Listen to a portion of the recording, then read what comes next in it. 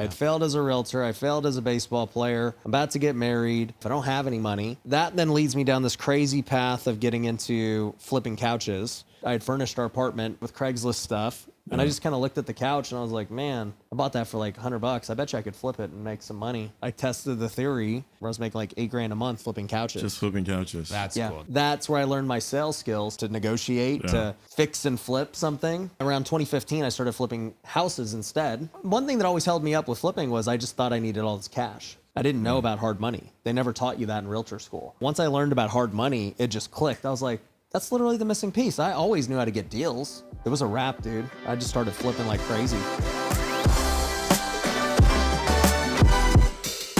What's up, guys? Welcome to another 11 out of 10 podcast. We're bringing it bigger and better than ever before. Once again, with a legend, an Investorlift board member, none other than Ryan Pineda. Welcome. Hey, man. Thanks so much for coming on the Happy show. to finally be here. Yeah. So, Ryan, you started off not in real estate, but in baseball. You played for the Oakland A's. Yep. That's the same team that they had in Moneyball, correct? Correct. With Brad Pitt. Great movie. Have you seen that one? Amazing. Incredible. Yeah. Tell us, what was it like getting, like, first of all, how do you do that? How do you get into baseball? And then how do you transition from baseball over to real estate?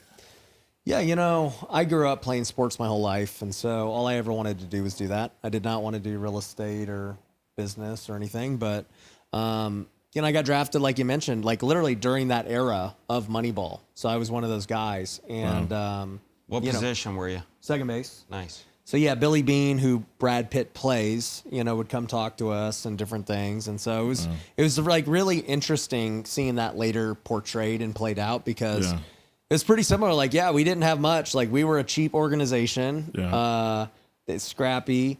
And like, actually our spring training is down the street from here. Yeah.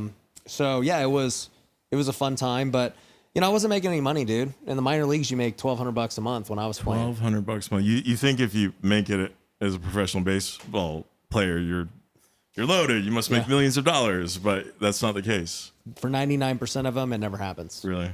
Yeah, because you got to make it through the minor leagues, which very few actually make it all the way through, get to the bigs. And then you got to have longevity in the big leagues. You know, when I was playing, I think the minimum salary was $500,000. And so your first 3 years, you make the minimum. So, you know, guys that, you know, you make $500,000 a year. I mean, still a lot of money. Yeah. But like most people would never play in the bigs for more than 3 years, even if you got there. Yeah. And that's also pre-tax. Pre-tax. Yeah. So right? you're bringing home 3. Yeah. And so I just knew I was going to have to do stuff in the off season to make money. And so I got my real estate license in 2010 when I got drafted. It was really tough time to be a realtor. Great time to be an investor, but it was really hard to be a realtor. I didn't know any better. But I was like, man, being a realtor sucks. Like, you don't make much money. The commissions are low. Prices were super low back then. And I quit after a couple of years, man. Yeah. Hold on. You have a strategic advantage. You know, just respect. Great looking dude, right? You know, great looking dude. People attract to that. You should leverage that model look, the hair. I mean, people were like, if I look like Ryan, I'd have my sign everywhere. You know, open houses, let the traffic coming in. Yeah. You know, that's what I would do. What market were you in? Were you in Vegas? So, and where were you born? Vegas. Oh, so you're born and raised Vegas. You're still there. I love Vegas. Got it. Yeah. Okay. Born and raised, and you know, I played baseball for 8 years, like all over the world. So, I mean, I lived here in spring training. I lived in Cali, Texas, Canada, the East Coast. So, like, I've lived everywhere, and, like, I just love Vegas. After living everywhere and seeing it and experiencing it, I love it. What is about Vegas that you really love? I mean, obviously, it's home. But just even from, like, just practicality standpoint, you know, the cost of living's good. Yeah. Flights and everything are easy. Everyone's always here. So from a business perspective, people are always coming in town for podcast and content and events. You know, we throw all our events here. In Vegas, no one minds coming. Yeah, it's easy. It's so easy. You know, all my family's there. There's no income tax. You know, it's growing. It's becoming bigger and you know, all that. So I really and the weather's good for me. It's the same thing as out here. Yeah. Yeah. Yeah, so let's talk about this. So the baseball thing, you're there, you're getting the league minimum, you're recognizing, okay, there's not going to be your future. You immediately pivot or you're adapting simultaneously. You get your license, and it's not, of course, 2010, difficult time for everybody except for investors if you're buying. So talk about the evolution of how you really penetrated the business and how it's evolved. Yeah, so I quit, and I also got released by the Oakland A's after 3 years. So I was also engaged. So like all these things were happening literally at the same time. I had failed as a realtor. I failed as a baseball player. I'm about to get married. I don't really know what to do with my life. I don't have any money. So, you know, I'm just like kind of putting it all in God's hands. And so, you know, I end up getting married, and that then leads me down this crazy path of getting into flipping couches because, you know, I had furnished our apartment. Our apartment didn't look like this. Our apartment was $800 a month, not this. And I had to furnish it with Craigslist stuff. And I just kind of looked at the couch and I was like, man, I bought that for like $100. I bet you I could flip it and make some money. And then I tested the theory, and that led to my first successful business, where I was making like $8,000 a month flipping couches. Just flipping couches. That's cool. That's what the people want to hear, right? Exactly. It's a microcosm of real estate. It is. And I ended up doing over 1,000 couches. And that's where I learned my sales skills to lowball people, to negotiate, to fix and flip something. And around 2015, I started flipping houses instead because I'm like, well, dude, I mean, if I could, because one thing that always held me up with flipping was I just thought I needed all this cash. I didn't know about hard money. They never taught you that in realtor school. And so once I learned about hard money, it just clicked. I was like, that's literally the missing piece. I always knew how to get deals. So, once I found out about hard money, it was a wrap, dude. I just started flipping like crazy. Wow. Yeah. And how did you learn the construction piece? You can't just say, okay, I see this asset. Where did the construction side come in? Just doing it. You did it yourself? No, I didn't do the work myself. I just went out and hired people and like made every mistake. Got it. You know, paid guys that left, overpaid for jobs, put the wrong material. Like literally it was just all trial and error. But, you know, like my first year I did 5 while I was still playing baseball at the time. Then I did 20. I was still playing baseball. The next year was my final year of baseball, and I ended up doing 50 flips. Wow. And, you know, that's also kind of where I learned to delegate too, because it was like, I'm either going to quit baseball to focus on this business, or I'll find a way to do both. And so I chose both. The pricing had to be still very affordable in Vegas, I'm assuming, if you're keeping it local there. Average price of a home was probably, what, $100,000 at the time that you were focusing on? In 2010, when I got started, I think the average price was around $100,000. And then maybe by 2015, it was like 150 or 160, something like that. Imagine if you would have kept those. Ooh. People say that, and that's like, so even when I started flipping in 2015, people would be like, dude, you should keep them. You should keep them. And I'm like, guys, I'm broke. I can't keep them. What do you mean? Like, I need to create an income. So for me, like, I had no choice but to flip to create income. But around 2017 was when I started to finally keep things because, well, for one, I needed 2 years tax returns. So I had flipped for 2 years. So I finally had taxes. And then, because the couch flipping business wasn't a very tax business. And then, I mean, I just started keeping around then. And it's like, you know, today, you know, we do syndications and other things. So it's like, I don't regret ever not keeping them because I had to make money. But at the same time, I think it's just all timing. It's a time and a place for each step. So what does the personal portfolio look like today for you? So I have a personal portfolio. I've been selling off a lot. So the last 2 years, I ended up losing a lot of money on flips because when they doubled rates, I had probably like 50 deals going on. And they turned into 50, well, maybe not all 50, but pretty close to it, 50 losers. And so I had to pay back all my lenders, hard money, all this crap. And I had to come out of pocket millions of dollars to do it. And so I was like, well, what am I going to do here? And I decided 2 different things. One was wholesale. So I started wholesaling way more during that time, which I wasn't doing a ton of wholesaling before then. Maybe like 90% of my deals were all flips. And then I started just selling off some of my rentals to just bring cash in, as so much cash was going out during that time. So those are 2 adjustments the last 2 years. But I would say today, I mean, I own land, personal portfolio, I don't know, maybe 15, 20 houses. And then we have over 600 units in syndication where we're GPs. Hello? You just closed a deal on Investorlift for $100,000? Well, that happens all the time. I talk to wholesalers all day, every single day. And the number one problem they have? Buyers. If you're struggling with low assignment fees, deals not moving, contract fallouts, or having to consistently JV with other people, don't waste time, don't waste money. Come to Investorlift today and see how we can help you.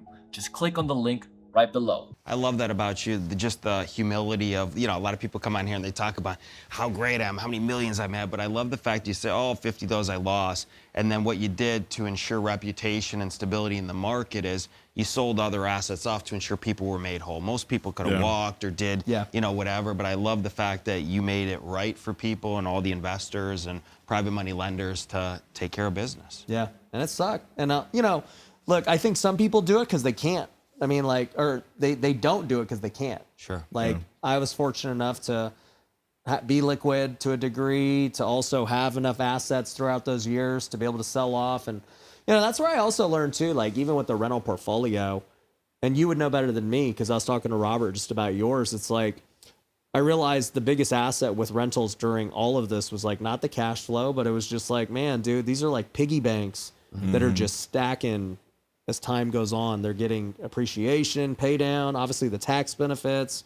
And it's the cash flow is the least significant part of what's happening. Mm-hmm.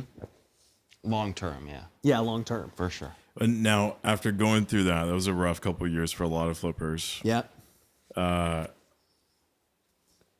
you optimistic on flipping or acquiring more buy and holds right now, or are you just heads down wholesaling?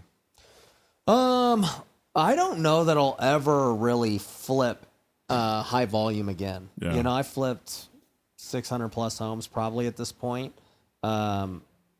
Just for me now, as I've gotten better at sales and marketing across all my businesses, it's well, man, wholesaling is just so much easier. It's risk free, essentially. Yeah, I think one of the things that you're the best in the world at is social media, right? And marketing. You just blew up. And was it 2019? I think you started posting, right? 2020 during COVID, I started. Yep. During COVID. So your timing was perfect. Yeah. I remember when we first met, you asked me, you said, Robert, what the hell are you doing? What do you mean? He's like, you run this big company, you're doing millions of dollars a year in sales. You have a private Instagram with 300 followers. You told me that last night. He credits you for getting him exposure on social media. And I'm I'm just cool. The tech guy. Right. I'm not out there in the streets flipping houses. I'm building tech so you guys can go do it. And you're like, no, just start documenting. And that was a couple of years ago. That first year we started.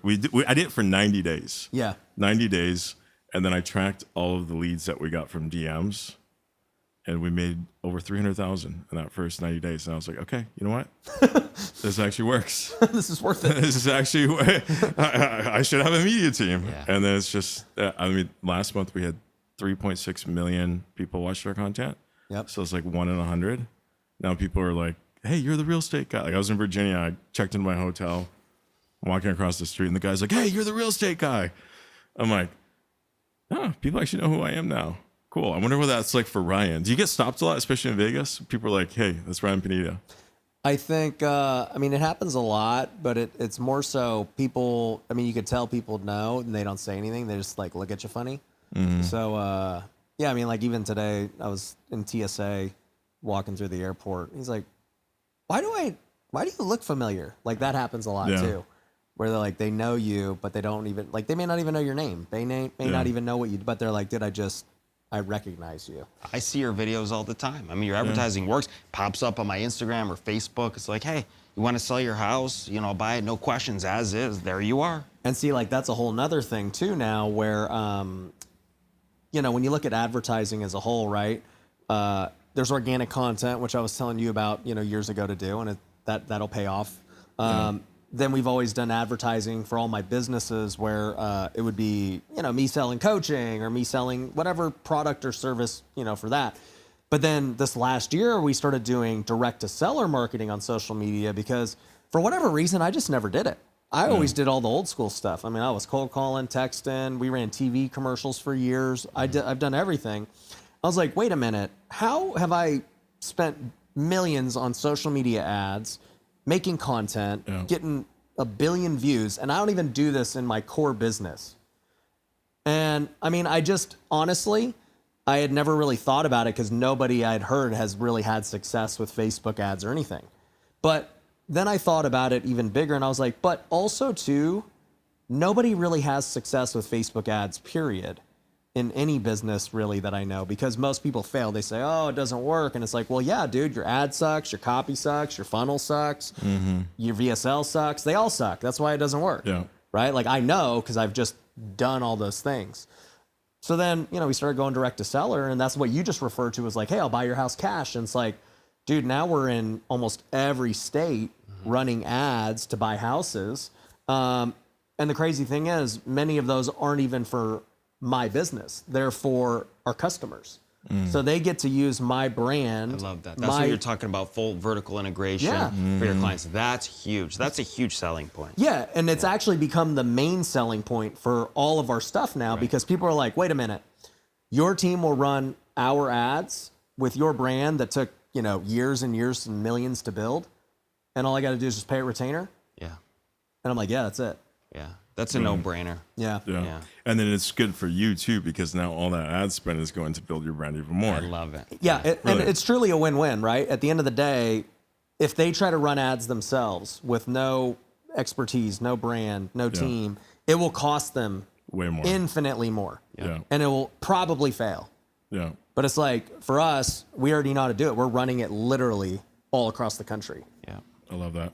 Now, when you first got into social media, you didn't have a whole media team. You were editing your own content. Yep. I remember you saying your wife, I think, took over at some point. Was that correct? Yeah, my wife was doing my YouTube videos at first, and I was doing all the TikToks. Yeah. Because at the time, no one was doing TikTok. They all thought it was like a kid's thing. Yeah. And then out of nowhere, you were just everywhere. How quick did it happen? It happened in less than a year. Less than a year. Yeah.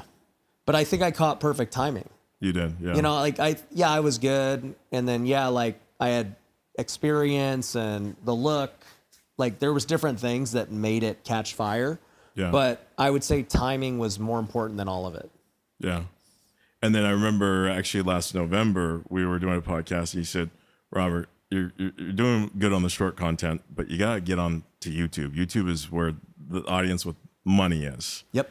I took your advice. That was last November. And then we filmed the first 11 out of 10 podcast right after that. Actually, this podcast is because we're following your advice. Every time you listen to Ryan's advice, things go out. And we went from 400 leads a month to 1,200 leads a month just from this podcast. Just from this. And they're high quality leads too. They're not even just like, oh, like, give me your free thing. They're like, no, dude, like, I really am interested in Investorlift. Ryan was the one that taught me. He's like, how do you build trust? It's trust transfer, right? I'm like, hey, Ryan Pineda is a smart guy. He's an experienced guy in Vegas. If you need to do deals in Vegas, talk to Ryan. Boom, trust transfer. And then the second way is just spending time. The more time you spend with someone, the more trust you have. So if you get someone watching a 1 minute short per day, that builds up a little bit of trust. But if you get people watching 2-hour videos, builds up a lot more. I always say the word vulnerability, right? When people can truly expose and just be humble and honest about all situations, then they're enamored by it. They trust you. They want to move forward, do something with you. Yeah.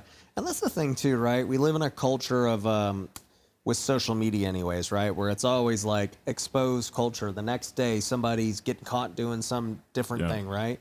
And it's like, I tell people, I mean, dude, unless you have a perfect track record, you've never made a mistake in business. If you get big enough, they're going to point out every little thing you do, right? Who cares? Like, literally the next day, people forgot about it, and it's on to the next thing. Yeah. And I even see it happen with just like guys who have had great, I don't know, reputations forever. Like Mr. Beast is like going through all this crap now, and I'm just like, what did that guy do to anyone? All he does is sell candy bars and make crazy videos. And then, it's like, oh, he treats his employees like crap. All these people are coming for. It's like, well, yeah, dude, when you have hundreds of employees, not everyone's going to be happy. Welcome to running a business. Right. Yeah. So I think that now social media has made it, whereas maybe 20 years ago, nobody knew what it was like behind the scenes of businesses, but now everybody can just say whatever they want. So you're just going to hear it from every business going forward. And so I think that a lot of that stuff is now just going to die out as time goes on. Yeah. Yeah. Love that. So you blew up on social media. And then you started monetizing that pretty quick, right? What was your thought process on that? I know you started doing the WealthCon conferences. Yeah. Where you just wake up one day and you're just like, hey, I got this huge brand. Let me throw a conference. Let me do coaching. Like, what was that whole evolution? That's a good question. There's a lot of trial and error during that time because, throughout it, you get hit with so many opportunities, right? Yeah. So, for instance, coaching and stuff, right? When you make content about a certain subject, people are like, well, dude, I want to learn more about that. I want to be coached by it. So it's like that one was like a natural, easy thing to do, right? Well, I don't even want to say it's easy. It was just like there. Yeah. And then there's all these other opportunities, right? I mean, we had a tax firm that I ended up selling.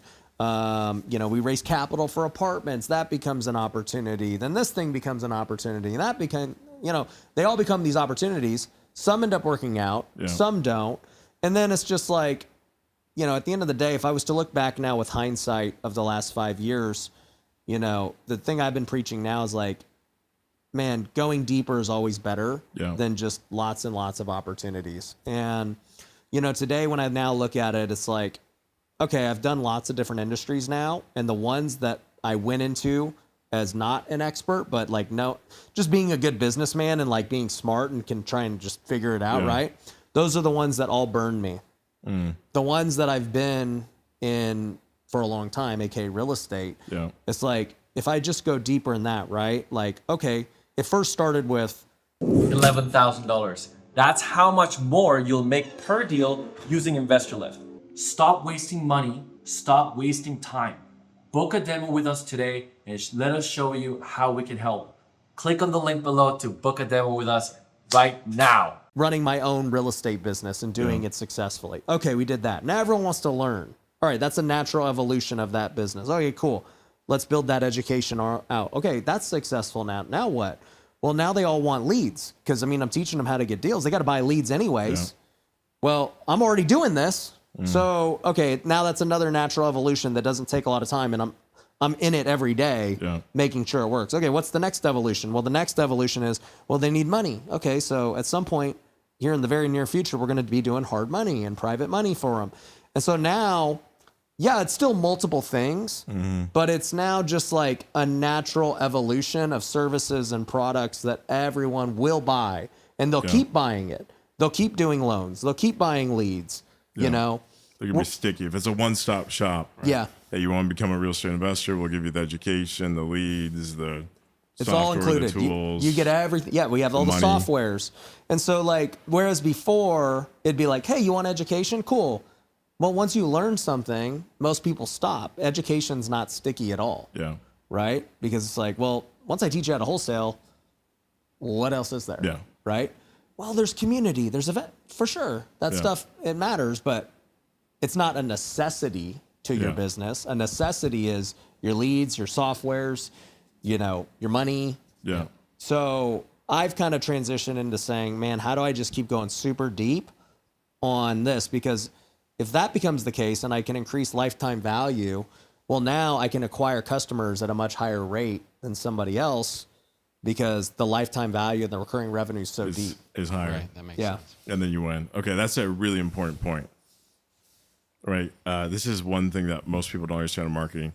Whoever can pay the most to acquire a customer wins. I think Dan Kennedy said that. Yeah, Dan Kennedy, one of the OG marketers.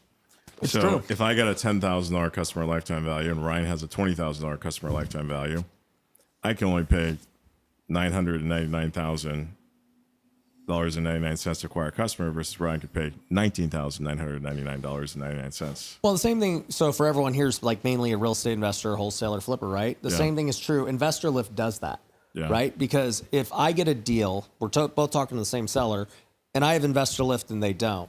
Let's say my average fee is now $30K versus yours is $15. Yeah. I can pay that seller $10K more, $15K more, and still make what you would have made. Absolutely. And you're not going to beat me on the deal because I have a tool that maximizes LTV. Yeah. I remember in November when I was at your place, we spent a couple hours with the discipline managers. Yep. We showed them Artemis mode, neighboring buyers, and their minds were just like blown. How have things been going with the team since then? Are they still crushing it, slinging deals on Investorlift? You know, it's funny. So we spent this last year building out all of these Facebook ads and the marketing. And we went through different ups and downs of, going nationwide, being in Vegas and all this stuff. So it was like definitely for the first 6 months of the year, very much like tons of different testing, because I basically said, man, like, I don't think many of these old school ways are going to last much longer in terms of marketing. Like cold calling, all this crap's getting more and more regulated. Yeah. I've been sued for cold calling. There's more lawsuits, all this stuff.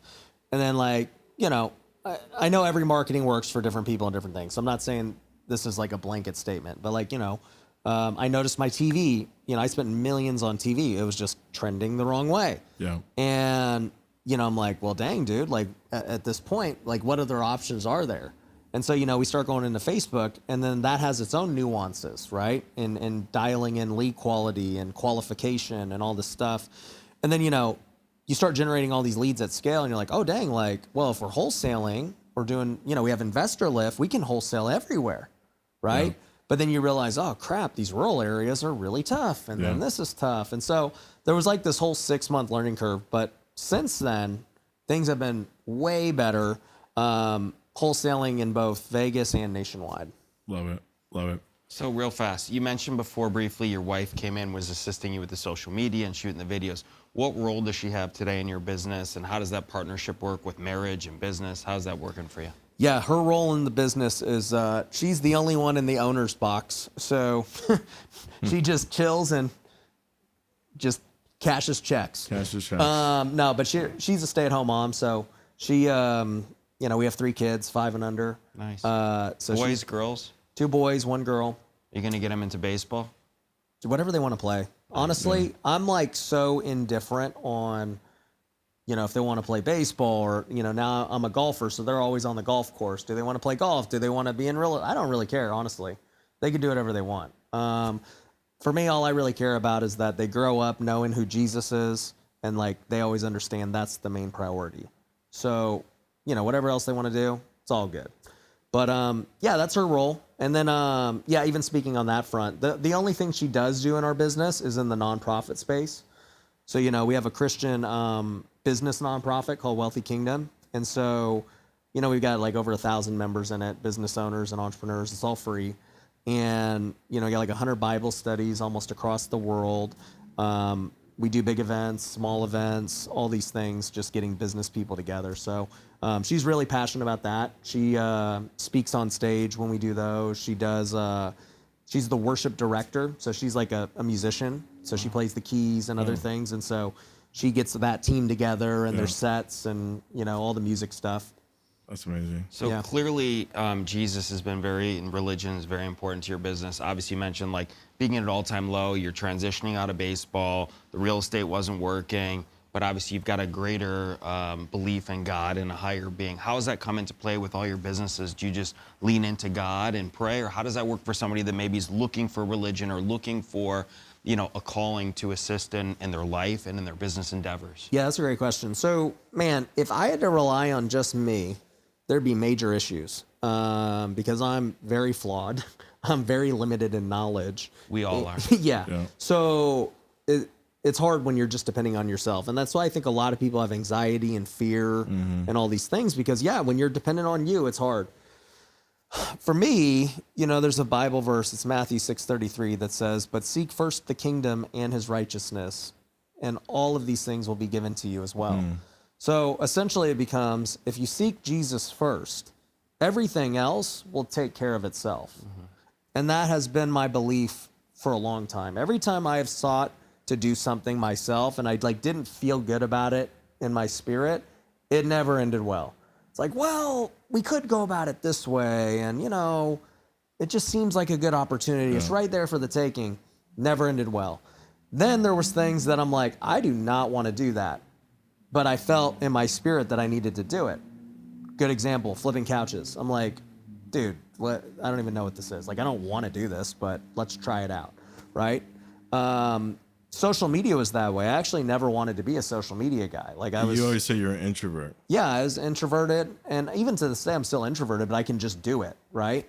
Yeah. But I never wanted to do it because I was already successful flipping houses. I didn't need to get into social media. But I really felt during COVID, God was like pushing me towards social media because I had multiple people, like, I had this vision about it. I had multiple people tell me about it. And I'm like, okay, clearly, you know, for me and my journey, whenever I've had an idea, God has always provided confirmation through other people. And so, like, I'll have this idea I'm not telling anyone about. And then somebody would be like, dude, have you ever thought about starting a YouTube channel? And I'll be like, huh, yeah, a little bit. Right. Yeah. And then the next day, dude, you would be really good at YouTube if you actually did it. And I'm like, all right, like, I understand. And then I do it, right? And you don't know how it's going to play out. That's what faith is. You don't know the outcome. Yeah. You're just walking step by step, seeing, you know, like, trusting that you're on the right path. And you don't know how big it's going to be. You don't know what it's going to lead to or the doors or whatever. But, you know, so for me, you asked the question how he plays a role. It's like, man, as long as I just seek the kingdom first in everything that I do, I will live with whatever result that may be. I don't really care about the net worth. I don't really care about the properties or the views or anything. Like, I will take whatever happens from that. I like that. Yeah. Mic drop. Good to see you. All right. No, but I mean, part of what, like, the whole impetus of this podcast is to really help entrepreneurs across the board, men, women, young and old, find guidance through other people's success and failures in terms of extracting value from, you know, our experiences. And that was very impactful. Think about it, of all the knowledge, right? 100%. Well, even to even take it a step further, right? Every entrepreneur and even just normal everyday people, right? Everybody has, like, goals, and you know, they should, right? And everybody's like, you know, I want a certain amount of passive income, a certain amount of properties. I want my business to be a certain size, right?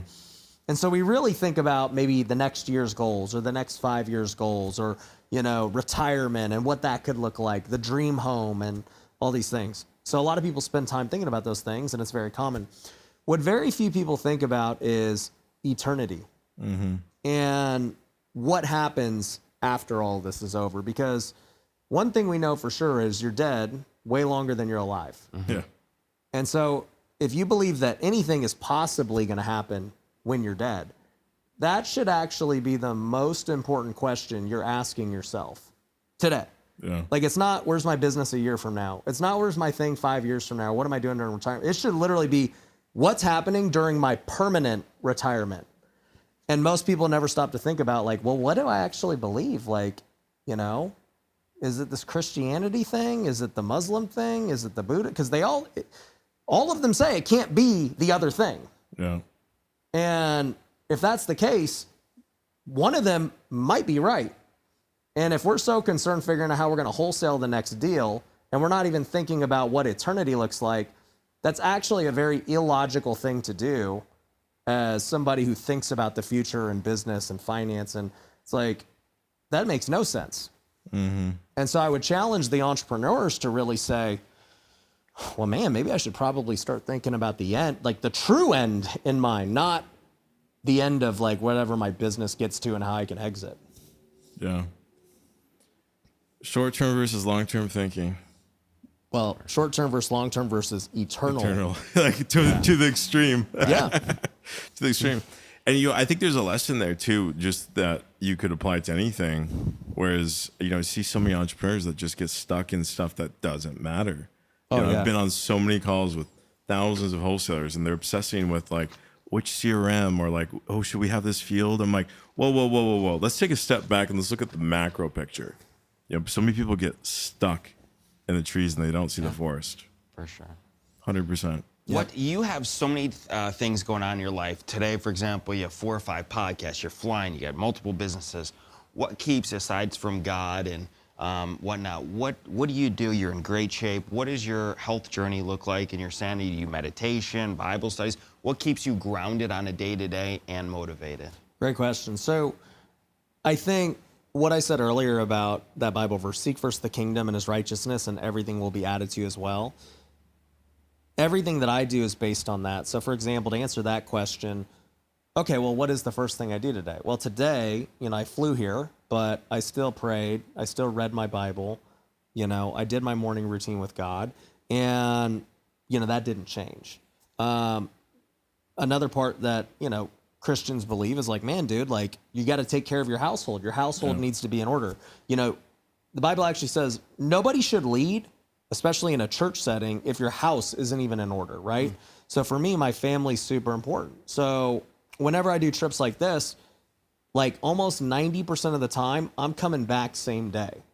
So like today, I'm gonna go film 4 times. I'm gonna have dinner. I'm gonna spend a full day here, but I'm gonna get back by like 7:30 tonight.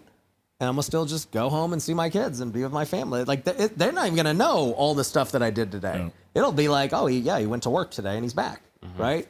So that's really important to me. You know, like on the weekends, I don't work. The weekends, we just hang out with the family and we go to church and all that good stuff. And so, you know, it all stems from, if you understand what the true end goal is, you would reverse engineer that. So like, you know, even if faith isn't like your ultimate guiding light, and you told me, hey dude, I really want a wife, right? Because I've been meeting a lot of guys lately who are mid-30s like me, and they're like, dude, like what I really want is, you know, a spouse and kids and all these things. I've been grinding, building my business all these years. And I'm like, well, yeah, the reason you don't have it is because you weren't even focused on the end goal. You weren't doing the actions that would have led to that. It's like, if a spouse was really important to you, have you made a game plan for how you're going to find this person? Right. Yeah, do you have KPIs? How many dates you're going on? That's how many so good. Trust fund, so 6'5", blue eyes. Right. Okay, if that's the goal, how do you find the them? conversion, right? Yeah. Right? But you do that for business. Of course. And the same thing is for faith. So it's like, man, okay, like what would determine... There's the wife. Not just kidding. What would determine whether or not my faith is good? Well, man, I can track some things, man. Did I pray today? Did I read my Bible today? Did we go to church this week? Like very trackable things that you would set into your schedule every day if you wanted to grow in faith. So you're very schedule focused. You got your daily routine. You follow it no matter what. Your schedule, if I look at anyone's schedule, I can immediately tell what kind of person they are truly and what they prioritize in life. Yeah. Now, they may say they are a different thing, but they're not. Yeah. Right? If somebody tells me, dude, I love my family so much, dude, I would do anything for them.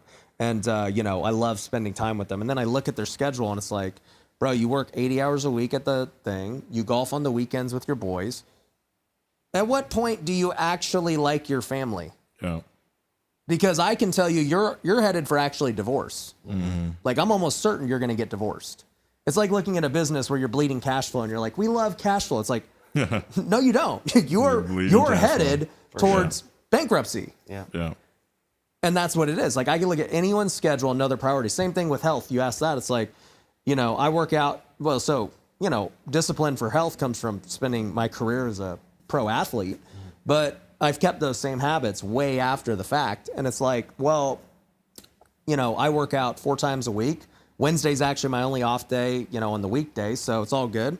Being out here, I didn't work out this morning because I wasn't even gonna.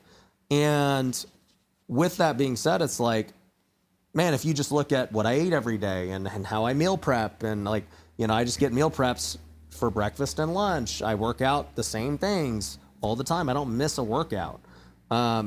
You would be like, oh yeah, that makes sense why he's in shape. Like it all makes sense. You could look at anyone's life and their habits and their schedule and say, that makes sense. Yeah. There are some of your habits. Yeah, it's predictable. Win the day.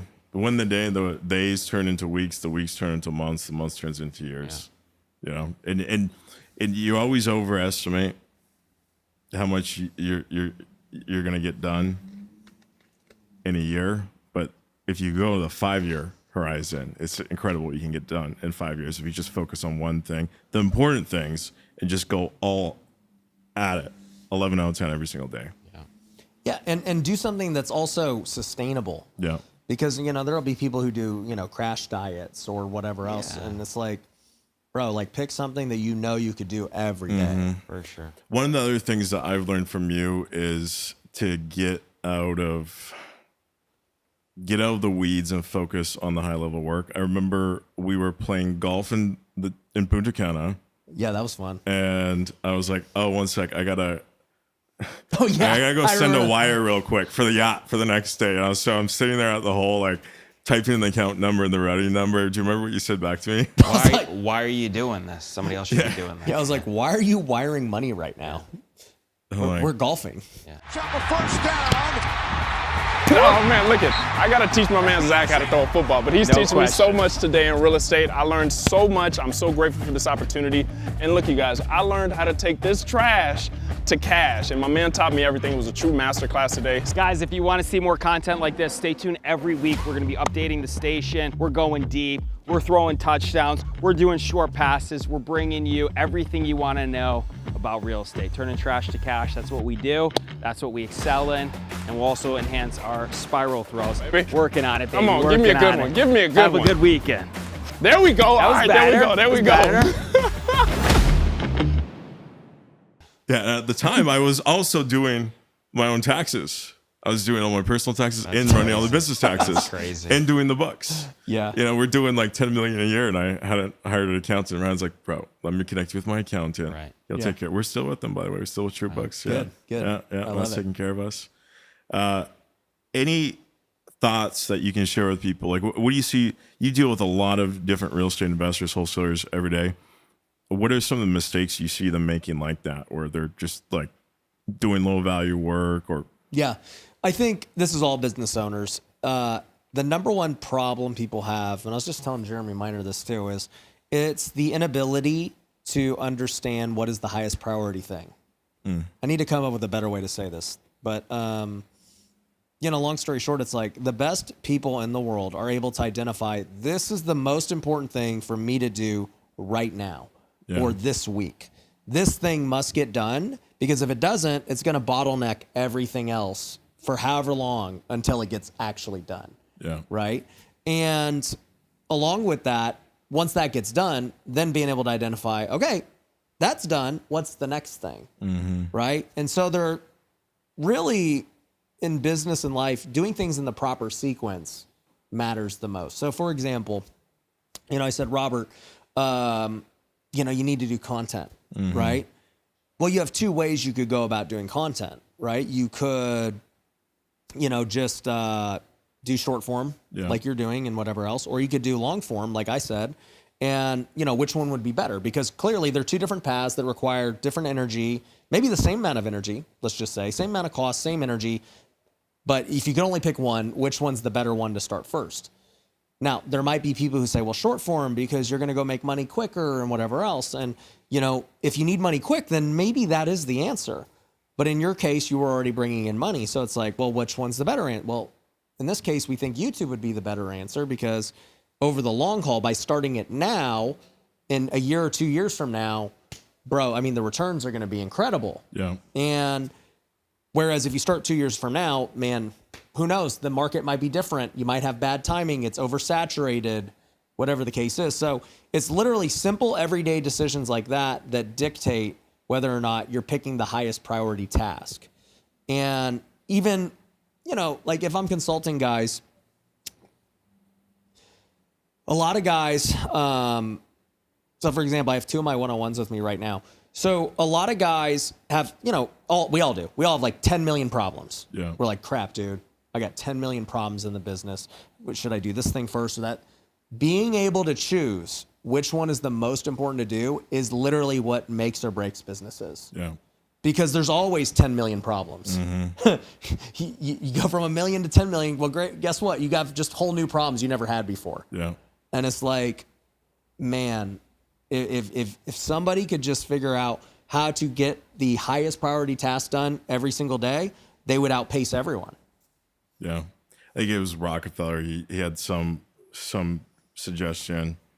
He's like, you want to know how to build massive wealth? It was something along the lines of, at the beginning of each year, write down the 10 most important things that you want to accomplish that year, but then cross out 7 of them. Yeah. Whittle it down to 3, and then pick the most important of those 3 and just work on that one. Yep. Until it's done, then move on to the next one and then to the next one. He would only ever try to do like 3 things per year. That's 100%. And that's like from a macro yearly standpoint, but this happens in the minute details of every day.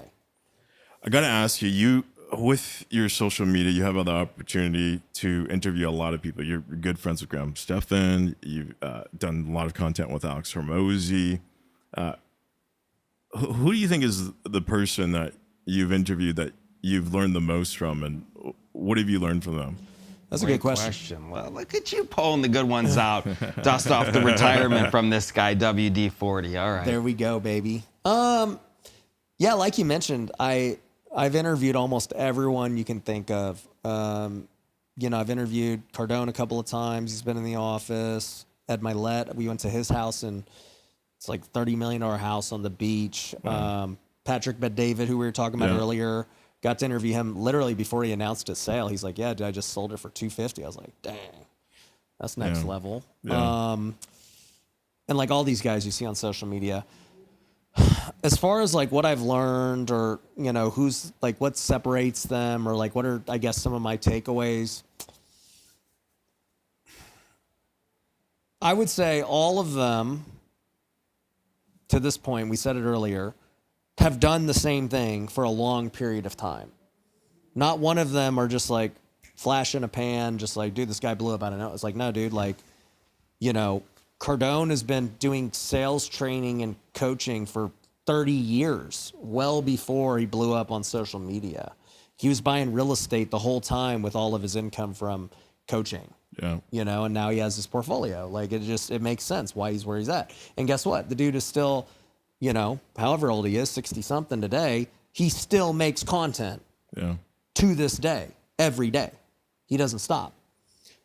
I'm interviewing Dave Ramsey actually in 2 weeks. Really? And I got a lot of questions I want to ask him. But once again, another example of a guy literally has done the same thing every day for like 40 years straight. Yeah. Ed and Patrick did insurance every day for decades to build up to what they got. And so I would say the most impressive thing about everyone is their ability to just stay doing the same thing day in and day out. Because, dude, it gets boring, man. Yeah. It gets boring doing the same thing. Like, I don't know. Are you tired of flipping houses yet? No. That's why you're successful. No, we talked about this last night. It's like you talk about the first 100,000 or million or 10 million, whatever it is, just numbers. But there's something in the blood, the art of the deal that I love. He says, you remember your first deal, how great it was? You get that same feeling? I said, actually, I do. I am passionate about the deal. It doesn't matter if you make 10,000, 2,000, 100,000. You assign it for $500. It's just about the deal. Yep. Yeah. So you're the weirdo, right? I'm an anomaly. Yeah, but that's why you're so successful. But you said something so key. The misperception in the world is someone sees you on social media, think, you're an overnight success. Look at this guy, just popped on social media. But what they don't understand is what we're talking about right now is you don't just randomly pop up in social media. No. You've been doing the same thing the whole time. You've been believing in the kingdom and the gods and putting in the work. No one sees the behind the scenes stuff. That's what's so important. We're not randomly sitting on this couch. You're not randomly here. You're here because of the monotony and the hard work for decades to get to this level. No one sees that. They just see the quick 30 seconds of your good looks on social media, like, fuck this guy, excuse me, who is this guy? What a dick. They don't really get to know you in this capacity and understand really what went on behind the scenes and the hard work and the effort. And this is also why, back to the point of why long form is important. Yeah. Because now you listen to this for an hour and you're like, oh, okay, I actually understand. It makes sense, like you said. But it doesn't happen in 30 seconds. Correct. But yeah, it just is all, can you do the same thing over and over again for literally decades? Yeah. That will define whether or not you're successful. And that's the core message of our podcast, is like why we call it the 11 out of 10 podcast. Is I always say, look, most people go 9 out of 10. And if you're going 9 out of 10, you're competing against guys that are going 10 out of 10, you lose every time. Yeah. The market always wants what's best. So some people realize that and they go 10 out of 10. If you go 10 out of 10 on something for long enough, you will become a millionaire. But then there's the next level. The next level is, what guys like Elon Musk has figured out, guys like Steve Jobs have figured out. That is, there's another level. They find this extra gear where they just obsess over one thing, trying to do one thing better than anyone else, and just obsess over it relentlessly for decades and decades on end. And those are the guys that just get off the chart results. Because if you're the only 1 out of 11 and everyone else is at 9 and 10 and 7 and 6, you win. You win the whole market. Yeah. And I mean, it goes back to what you're talking about. If you can pay the most, then you win. Yeah. Right? So it's like Elon, when you look at what he's doing just with Tesla, since that's his most successful, thing, it's like he started out doing electric cars when no one else wanted to really do it. And now there's way more adoption today because of him. But dude, he's been doing it now for like 15 years. Yeah. They're not going to catch him. It's literally impossible for these other car companies to catch him because he has a 15-year head start, and his Teslas have all of the data. They have all of just the people driving. That's why their full self-driving can work. They have all the charging stations. It took them 15 years to do that. Chevy can't just jump in and do it. I don't care that they've been around 100 years. Like, it was the 15 years of Tesla almost going bankrupt multiple times, Elon risking it all, to now be at the point where, dude, I mean, he's the richest man in the world. I saw the other day, in like 5 years, he's going to be a trillionaire. Guess what? He's getting the rewards now, 20, 30 years later. Yeah. Zach always says it's delayed gratification. Delayed gratification, baby. You didn't wake up one day with 300 houses. No, I woke up one day with 300, but it was just after a long time. I woke up today and I had You went from 298 to 299, then eventually one day you wake up with 300. That's but I think, too, the commonality, as we're talking here, I'm digesting, and I love this conversation. It's incredible. The key component to all of this is strategic relationships. Like, I love what Elon just did with Trump. I mean, to really piggyback this relationship. Now, I think it's going to be faster to get to the $1 trillion level because of, being on board with Trump and backing him and all this stuff. Like, he's betting on him, but he's also betting on himself. Look at the role he's taken on now. It's a great strategic move. He's going to get to do whatever he wants the next 4 years. But at the end of the day, the relationships you have with all your students, and now the integration, the ancillary income that you're creating by the stickiness of what you're creating is genius. Same thing interfacing with your customers and the messaging and just enhancing the technology. These relationships are critical. You also got to bet big sometimes. It was interesting about the Elon Musk going so all in with Trump. Mm-hmm. Did you watch the Tucker Carlson interview he had? And he said, "What happens if Trump loses?" Did you hear that? No. I did not. He literally was like, "Oh, I am effed. I am so effed." Because he went all in with Trump. Lawfare coming up my ass is going to be insane. Yeah. Absolutely insane. Yeah, he put all his chips in one basket. Yeah. Sure did. I know you got to head out to Carlos's place for another podcast over there. Yep. I guess say hi to him from us. We just chatted with him 2 days ago. He's great, incredible guy. Very similar values to you. I got to ask you, Zach asked this question a lot. When everything is said and done, how do you want to be remembered? It's a good question. Goes back to Matthew 6:33. Matthew 6:33. Seek first the kingdom, everything else will be given to you. So if I can be a guy who led a lot of people to Jesus, then that's all that matters. Whatever else happened along the way, I don't get to take it with me.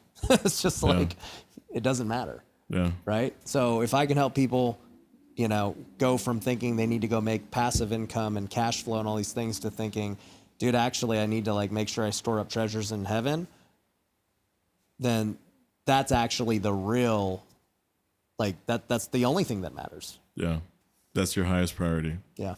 Yeah. And were you socialized in a religious environment? How did you find God in that respect? Yeah, I mean, I was raised in the church. Okay. So my parents are Christian. I grew up that way. But, I mean, obviously, as we know, just because you grow up a certain way doesn't mean you end up that way, right? For sure. So, I think God just always put it on my heart from a young age to really seek and obey and do that. And so, even then, I wasn't out dating and going crazy and doing all this stuff. My wife was my first girlfriend. We got married young, tried to do everything the right way. And, by no means am I perfect or is she perfect or anything, but it's still that same mentality of seeking the kingdom with all your decision making and what you do. And, the good thing is, you don't have to be perfect. That's why Jesus died for our sins. I got a lot of shame and guilt for things I've done wrong, people I've hurt and everything else. But at the end of the day, it's nice knowing that at the end, it can be forgiven. Love that. Yeah. Love that. This has been great. I like the core message, set your priorities right and just go after them.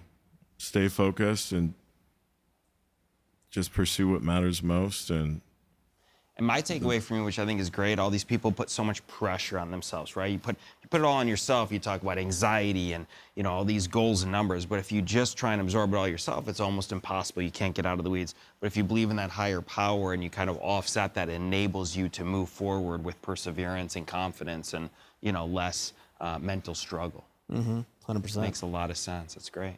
Love it. Yeah, okay, Ryan, we got to wonderful. let you get out of here to your next podcast. Well, thanks so much for coming by and dropping more knowledge bombs. Guys, if you found value in this episode, make sure to drop us some comments, smash the like button, subscribe, and we'll see you next week. Thanks for watching, Peace. Ryan.